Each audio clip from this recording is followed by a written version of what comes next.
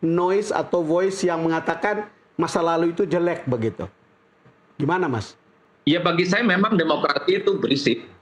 Berisik, ya. Nah, dalam banyak hal, pluralisme politik kita itu kan tidak mungkin melahirkan satu kata dalam setiap kebijakan politik. Wajar kalau kemudian begitu banyak misalnya statement-statement dan sikap politik pemerintah itu kan sekali mendapatkan. Cuman kan sayangnya yang selalu protes dan resisten itu bukan kelompok-kelompok politisi parlemen, bukan partai politik. Justru yang resisten itu adalah gerakan civil society, pegiat-pegiat demokrasi, mahasiswa, Gen Z, dan kelompok-kelompok muda.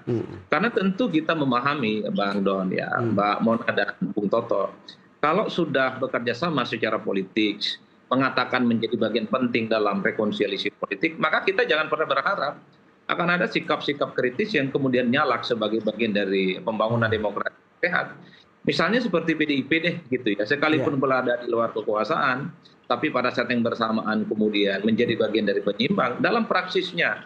Setahun ini kan kita tidak pernah melihat bagaimana sikap PDIP secara institusi, secara institusional misalnya, memberikan resistensi dan penolakan yang cukup signifikan terkait dengan kebijakan-kebijakan pemerintah.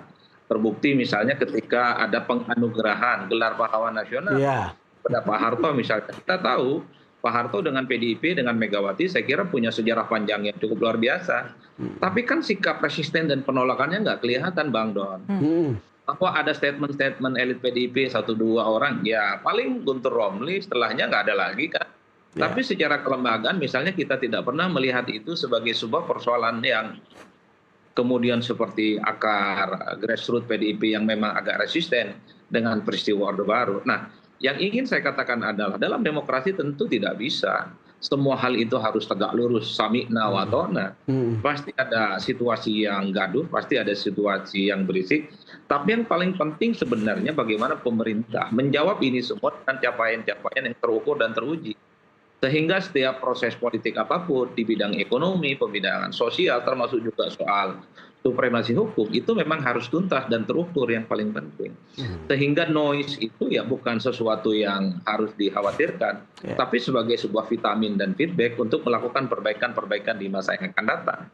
Makanya kalau kita membaca bukunya Edward Aspinall ataupun si Misner lah kira-kira itu, Indonesia Anies Australia, bahaya dari stabilitas di situ, Bang.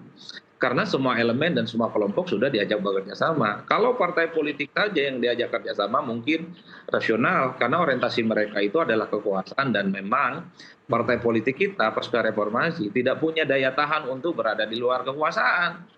Jadi iman politik mereka itu rata-rata adalah catch all party. Jadi yang kalah itu juga ngaku-ngaku bagian dari pemenang. Yang agak aneh itu semua ormas, semua kelompok kepentingan diajak berkompetisi menjadi bagian dari kekuasaan politik pemerintah dan sikap kritis yang nggak ada. Salah satu bentuk yang saya sesali itu adalah soal konsesi tambang misalnya bagi kampus, bagi ormas, dan itu terbukti membuat semua hal tidak bisa bercakap-cakap begitu tegas dan begitu keras.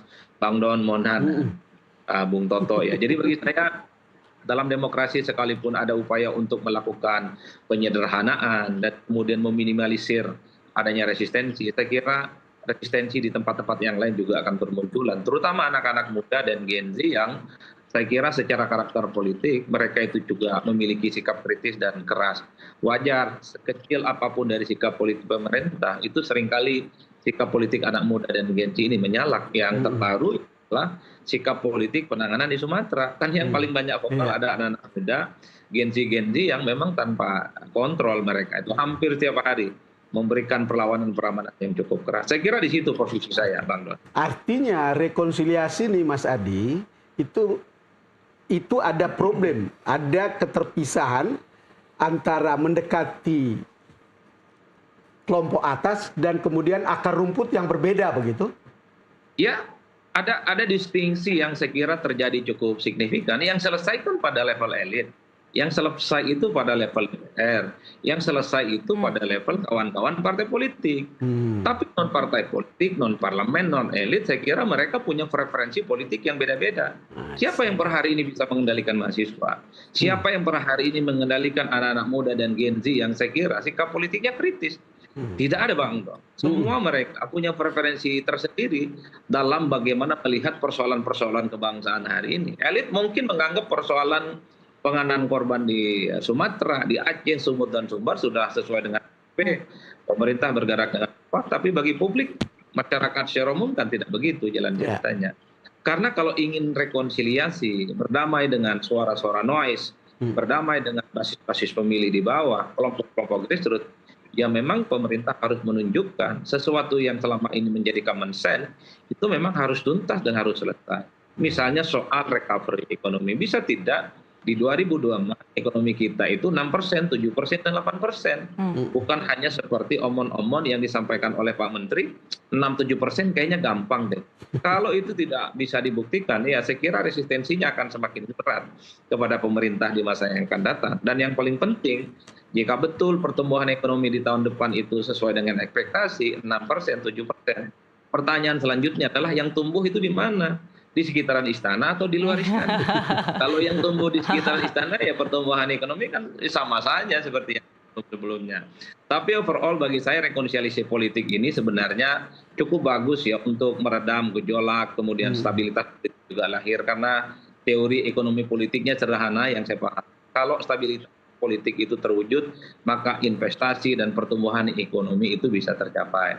Cuman kalau saya membaca mazhab politiknya Bung Toto, boleh rekonsiliasi dengan SBY, dengan Megawati, dengan Soekarno, dengan Habibie, dengan Soeharto. Yang nggak boleh rekonsiliasi pemerintah hari ini itu hanya dengan Pak Jokowi. Itu yang saya tangkap dari Bung Toto ya.